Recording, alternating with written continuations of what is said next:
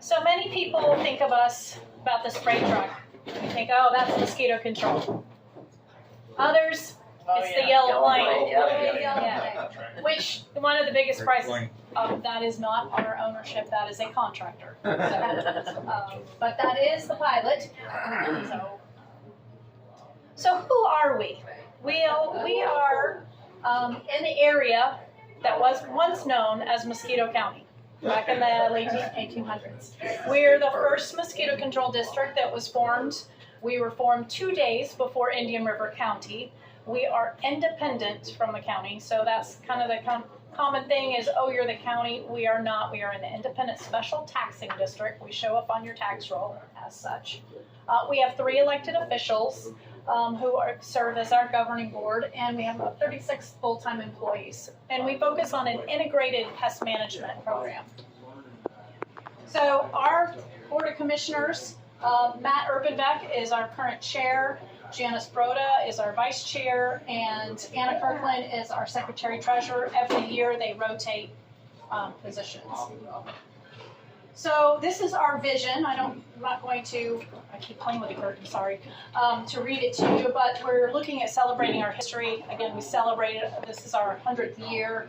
We're excited about that, looking forward and applying science and technology.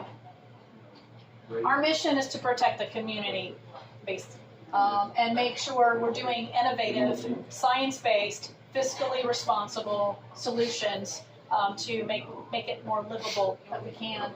While we're embracing the environmental challenges that we're confronted with. So integrated pest management or integrated mosquito management is a big mouthful. What does it mean? Well, we start with source reduction. So if you're living over in our coastal area, we have impounded marshes, which are marshes that are dug. We flood them 6 months out of the year, where our whole purpose is to not provide any area for the female mosquito to lay her eggs. That's the whole premise. So we're reducing the source of mosquito production. If we're not successful in that, then it transfers into our larval control. So the immature version of the mosquito goes from an egg, goes to a wiggler that's an aquatic environment, and then goes to an adult, or pupa and then an adult. So we have larval control. If we can kill them in the water, we're better off before they get to the wing. We also have monitoring, surveillance, and research that we do. We monitor the populations of mosquitoes through traps, do landing rates, and we do research to make sure that our products that we're using are efficient and effective. We do adult control, so this is where spray trucks, the most common thing I hear is, oh yeah, I used to run behind those when I was young. So, and then we have public education, meetings such as this. We have school groups that come over. We go to their summer camps and educate them on mosquito control. So a little bit more in source reduction. We have over 2,700, almost 2,700 acres of marsh that we manage, and we capture the spring high tide typically in April, May timeframe. Did not capture any high tide this season, so it's been a challenge. So we've not been able to pump our impoundments.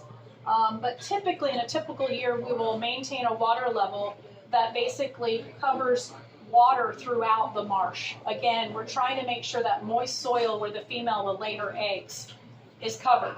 Because if she doesn't have any place to lay their eggs, then we're hoping that she just dies off, and that saves a big population.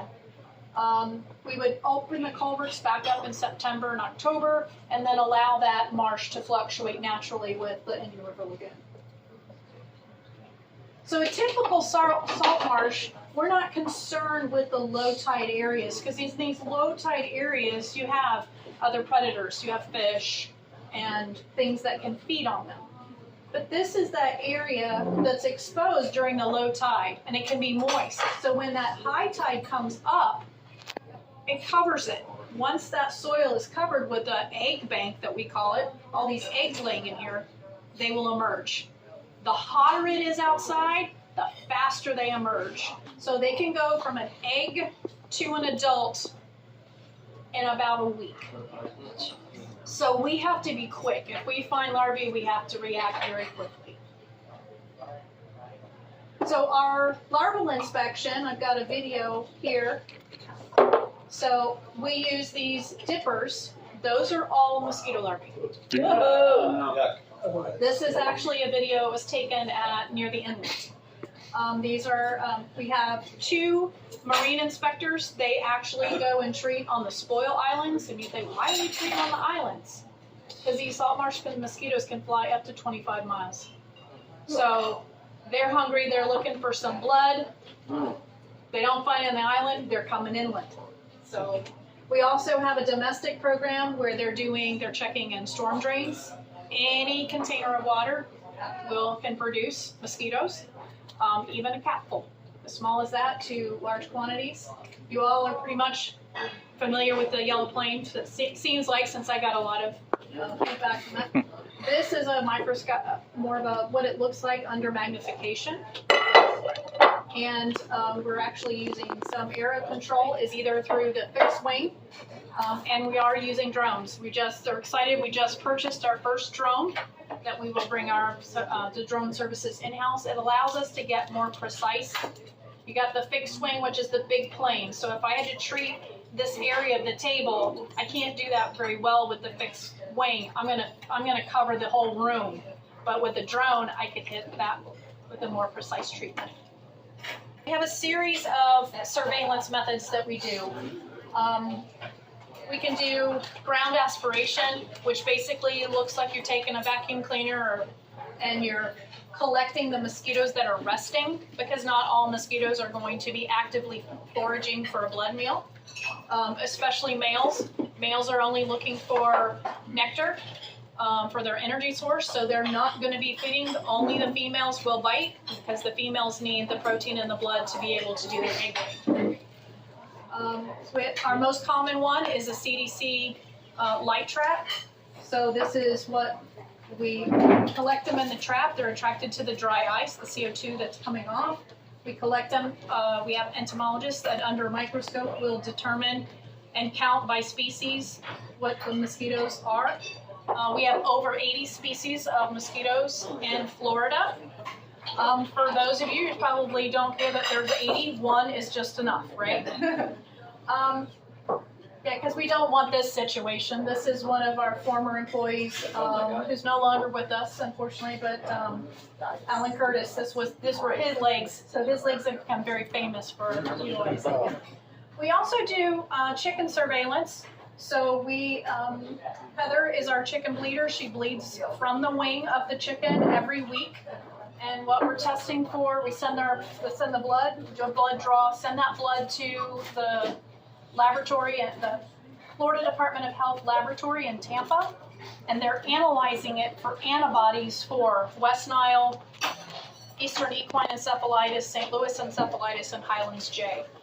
And so that gives us a detection, because the chickens are in one location. If they're infected and they build up those antibodies, then we know that transmission of a virus has occurred in that area, and we can focus our efforts of control within that area.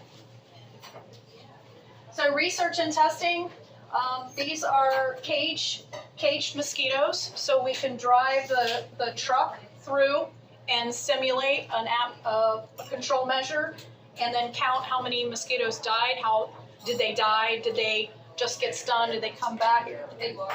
Test the effectiveness of our adult products that we utilize for control.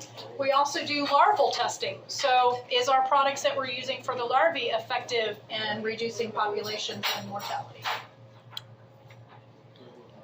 This presentation and community events. So you're saying to yourself, well, that's all great and good, but I got a problem at my house, or I got a problem because my neighbor's got a problem. You can call in a service request. You can do it by phone, call our office. You can go online to our website, and you can enter that.